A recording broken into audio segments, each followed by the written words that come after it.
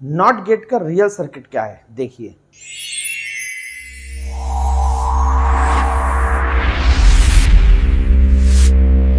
चलिए शुरू करते हैं। Welcome to all of you in my physics learning channel physics spectra. Not gate में एक इनपुट होता है और एक आउटपुट होता है। जिस समय इनपुट ऑफ होता है तो आउटपुट ऑन, और जिस समय इनपुट ऑन तो आउटपुट ऑफ।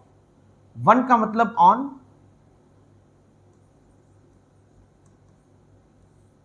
लॉजिक 1 का मतलब ऑन, ऑन का मतलब हमने +5 वोल्ट मान लिया। लॉजिक 0 का मतलब ऑफ यानी कि 0 वोल्ट मान लिया। ये नॉट गेट का रियल सर्किट है। यहां पर हम इनपुट देंगे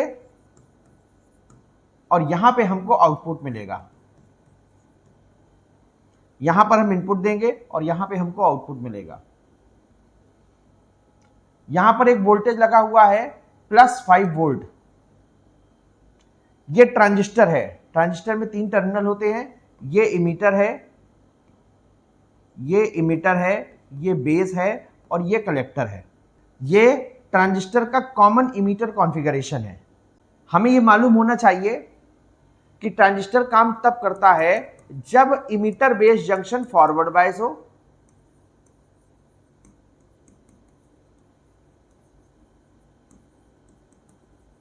अगर ट्रांजिस्टर की emitter base junction forward bias है तब ट्रांजिस्टर वर्क करेगा।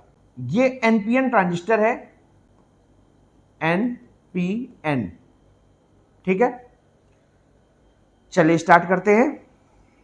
जब हम इनपुट में 0 वोल्ट देंगे तो इसका बेस 0 वोल्ट से है और इमीटर भी 0 वोल्ट से है, क्योंकि ये अर्थ है। एन टाइप भी 0 वोल्ट, पी टाइप भी 0 वोल्ट। इस समय इमीटर बेस जंक्शन अनबायस्ड है। इसका मतलब कलेक्टर में कोई करंट नहीं बहेगी, और जब कलेक्टर में कोई करंट नहीं बहेगी तो यहां जो +5 वोल्ट है ये वाई आउटपुट में हमको +5 वोल्ट मिलेगा। +5 वोल्ट यानी कि ऑन।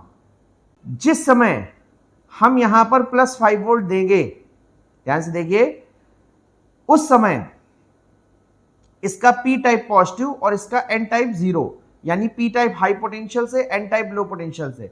तो इस समय emitter base junction forward bias हो जाएगी और इमीटर बेस में कंडक्शन होने लगेगा। और जब इमीटर बेस में कंडक्शन होगा तो कलेक्टर में भी करंट बहेगी, और जब इस रेजिस्टेंस आरएल से करंट होकर के उतरेगी तो यहां पर वोल्टेज ड्रॉप हो जाएगा। तो जो +5 वोल्ट होगा उसका जब वोल्टेज ड्रॉप हो जाएगा तो यहां पर हमें 0 वोल्ट मिलेगा।